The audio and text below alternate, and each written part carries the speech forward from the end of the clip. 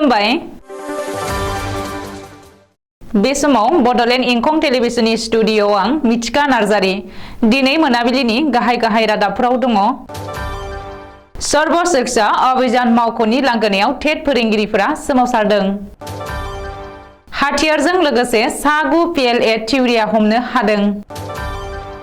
नलबारियाव गुबुन लामा जाब्रबथायजों सा6 जिउ खहा आरो 4 जोखोम। आसामनि सा40 लाइमोनफोरा कलकातायाव थाबथानानै दङ। हाग्रा बिफाननि गुलियाव सासे दंफां फालांगिरिनि जिउ खहा। अदालगुरियाव भटार्स पार्टिया आक्रोश रेली बानजायदों। दानिया फैदो आबुं रादाबाव।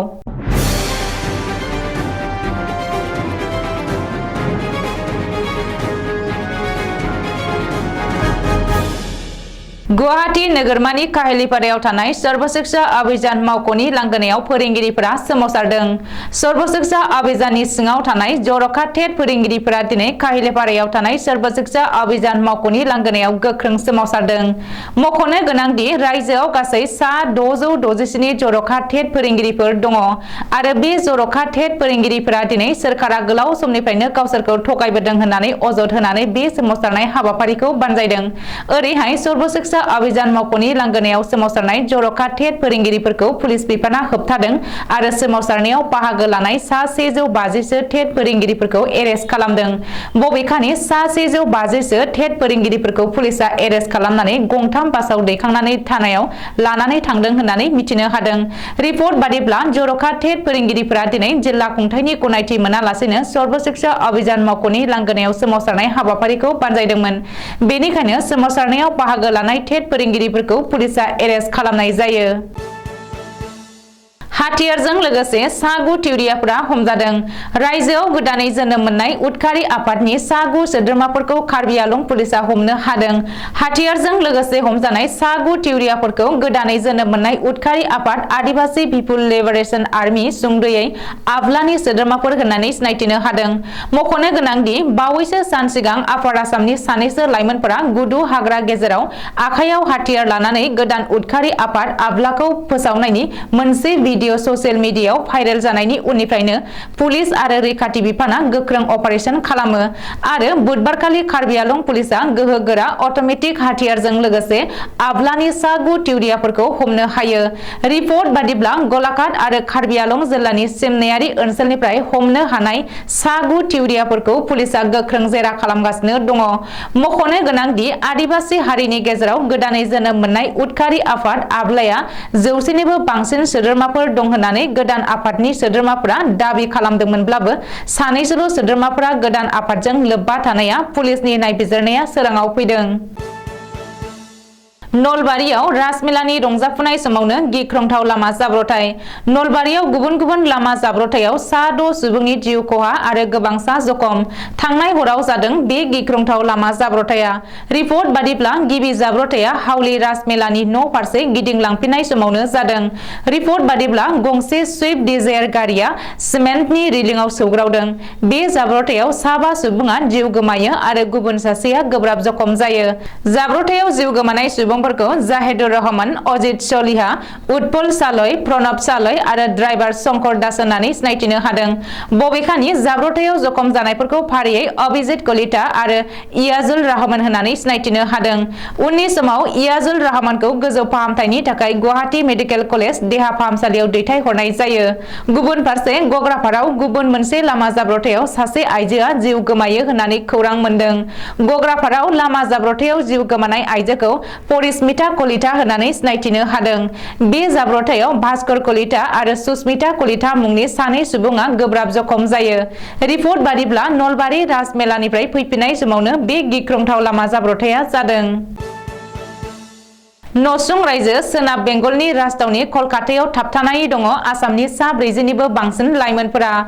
गाहामै नखर बेंनायनि थांखियै गुबुन रायजोआव खामानि मावहैनाय आसामनि सा40निबो बांसिन लाइमोनफोरनि मोनसे हानजाया कलकातायाव नांथानानै दं होननानै खौरां मोन्दों। रिपर्ट बादिब्ला कलकातायाव थाबथानानै थानांनाय लाइमोनफोरा डिब्रुगड़, चराइदेव आरो तिनसुकिया जिल्लानि।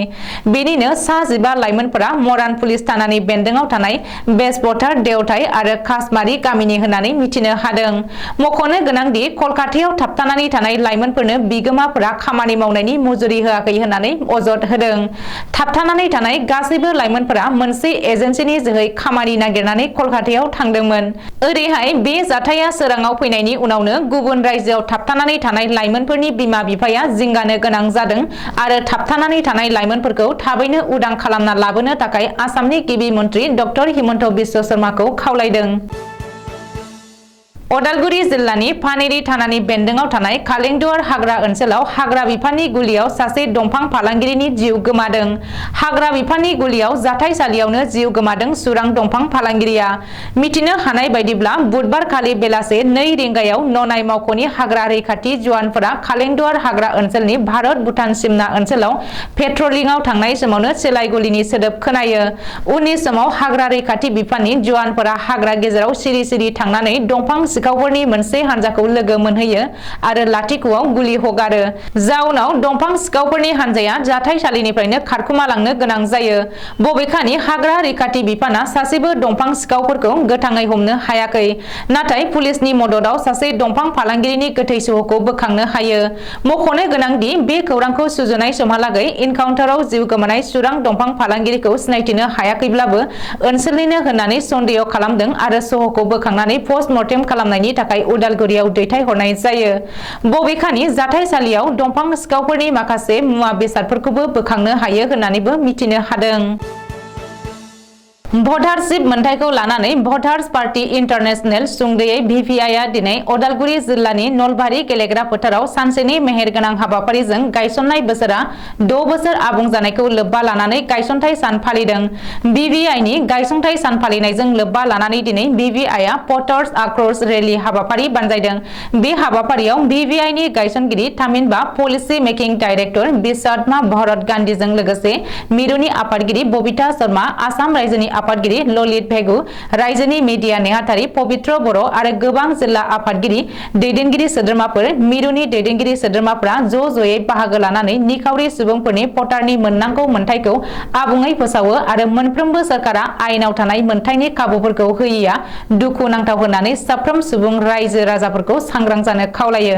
बेराफारसे आसामनि आफादगिरि ललित भेगुआ बाहागो लानाय सुबुं गौमानि सिगाङाव आथिखाल हिमन्त बिश्व शर्मानि सोरखारखौ हिजरानि सोरखार होननानै बुंनायजों लोगोसे बायदि बायदि गुबुंले आरो गाज्रि राव बाहायनानै गोख्रोङै सोंखारियो। दिनै मोनाबिलिनि रादाबा एसेनोसै। गोजोन्थों।